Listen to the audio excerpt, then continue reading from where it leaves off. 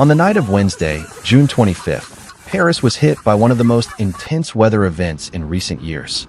What began as a hot afternoon, with temperatures soaring above 40 degrees Celsius (104 degrees Fahrenheit), quickly turned into an unprecedented scene of climate chaos.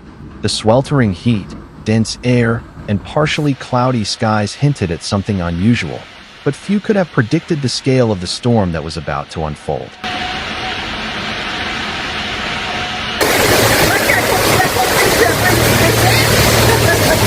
Around 9 p.m., a violent storm struck the western part of the French capital, triggering a chain reaction that disrupted Paris's nightlife.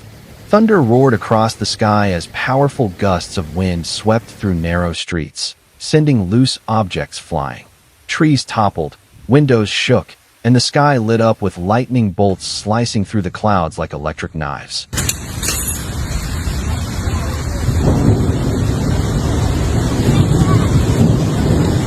Wind gusts reaching 112 kilometers per hour, nearly 70 miles per hour, were recorded at the Eiffel Tower, turning the iconic structure into a symbol of nature's unleashed fury.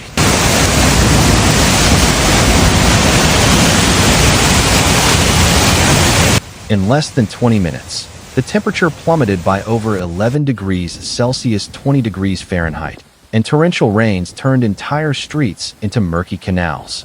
Caught off guard, residents scrambled for shelter in shops and doorways as visibility dropped to under 50 meters. France's National Weather Agency, Meteo France, had issued an orange alert earlier that day, but the storm's intensity exceeded all forecasts.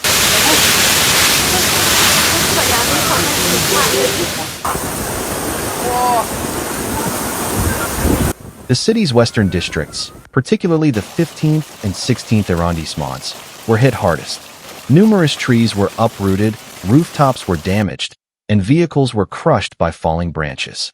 Metro Line 14 was suspended, and several stations, including Franklin D.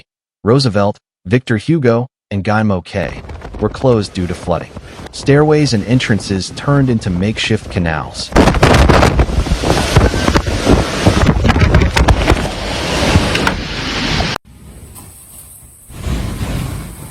There were also service disruptions on RER lines B and D due to power outages at Gare du Nord, stranding thousands of passengers. On Boulevard Malherbe, a massive tree collapsed onto the road, blocking traffic in the 17th district. Similar scenes unfolded across the city.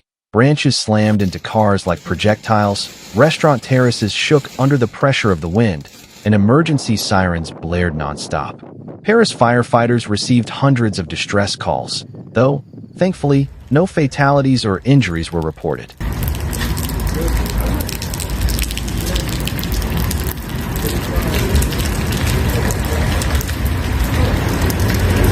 In the 15th district, the open cage of a moored barge on the Seine was torn apart by the wind, while nearby bars and restaurants suffered leaks and structural damage. Pedestrians were soaked in seconds. Many residents and tourists were left without power, especially in suburbs like Issy-les-Moulineaux and Boulogne-Billancourt, where some homes remained without electricity for over 2 hours.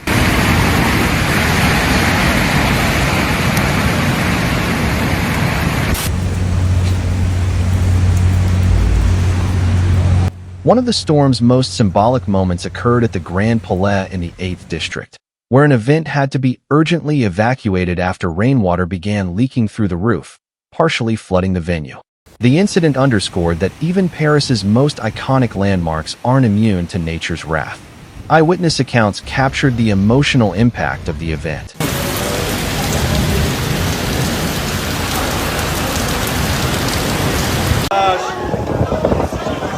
I saw umbrellas flying, a wall of rain, and wind like we were in a hurricane, said a woman who sought shelter at a Montparnasse restaurant.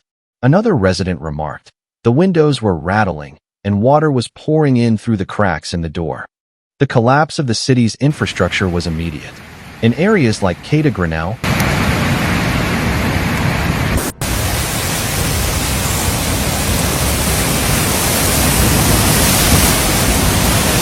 cars struggled to move through floodwaters that reached their doors. Major avenues turned into muddy rivers, and traffic signals gave way under the wind's pressure. Road access across Paris was severely disrupted. Emergency crews were deployed throughout the night. At least 8 water pumping operations and more than 40 tree removal missions were carried out.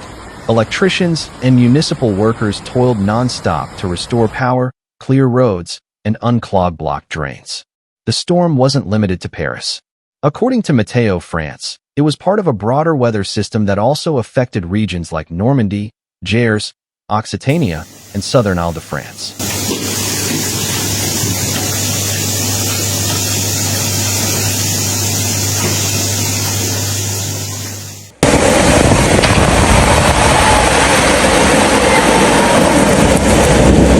In some areas, over 50 millimeters of rain fell in just 30 minutes.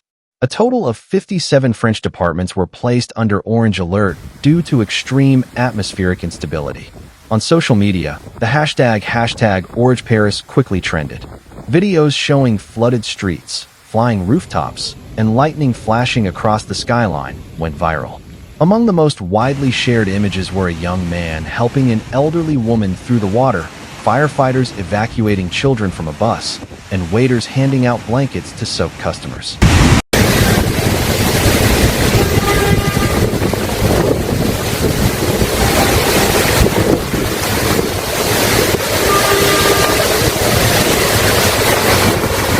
The next day, Paris Mayor and Hidalgo held a press conference. This is a direct symptom of climate change. Our infrastructure must be modernized, especially drainage systems, early warning systems, and urban tree management, she stated. She also praised the solidarity shown by Parisians and the swift response of emergency teams. By Thursday morning, the city began to regain its calm.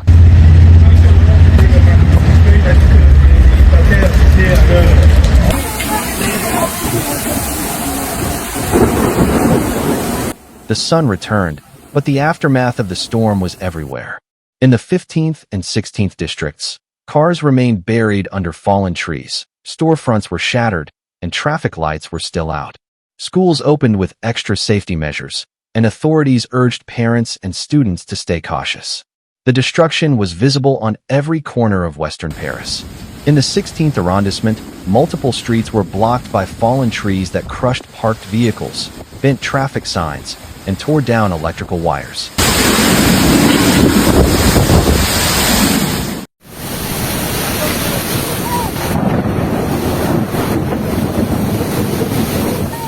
Some areas remained without power for over 2 hours, forcing residents to light candles and use flashlights to navigate inside their homes.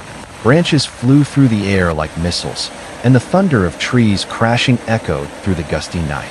Roofs of several homes in Issy-les-Moulineaux and Boulogne-Billancourt were partially torn off, exposing interiors to the relentless downpour.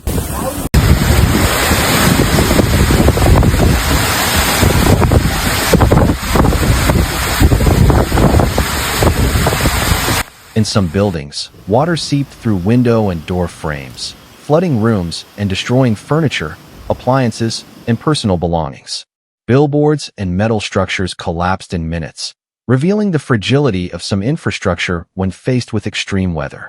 Near the Seine, a combination of river overflow and drain failure caused vehicles to float or get stranded in waves of muddy water.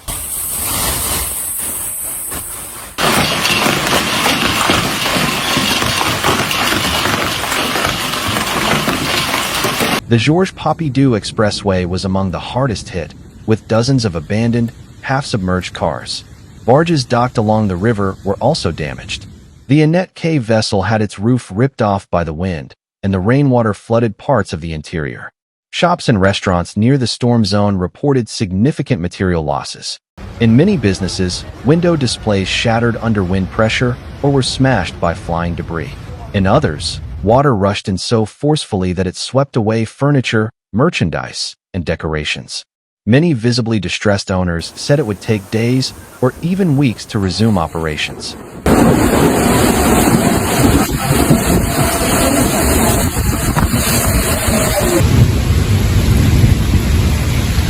Urban transport also suffered. At Guy Moquet metro station, large puddles made entry impossible and forced a temporary closure. At Franklin D. Roosevelt Station, the scene was even worse. Water poured down the stairs like a waterfall, completely disabling the platforms. Maintenance teams worked through the night to drain the accumulated water and repair damaged electrical systems. The rail network was not spared. On RER Line D, services between Gare de Lyon and Goussonville were halted due to a power outage caused by the storm.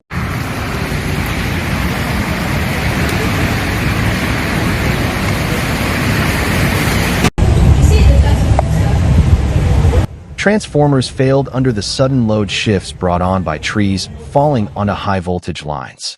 The disruption stranded thousands of passengers who were unable to return home, stuck in overcrowded stations. Even historical landmarks weren't safe. The Grand Palais, a cultural symbol of Paris, suffered severe leaks that forced an event evacuation. Rain poured through the roof, partially flooding the venue. The incident raised alarms about the vulnerability of even the capital's most iconic buildings to extreme weather.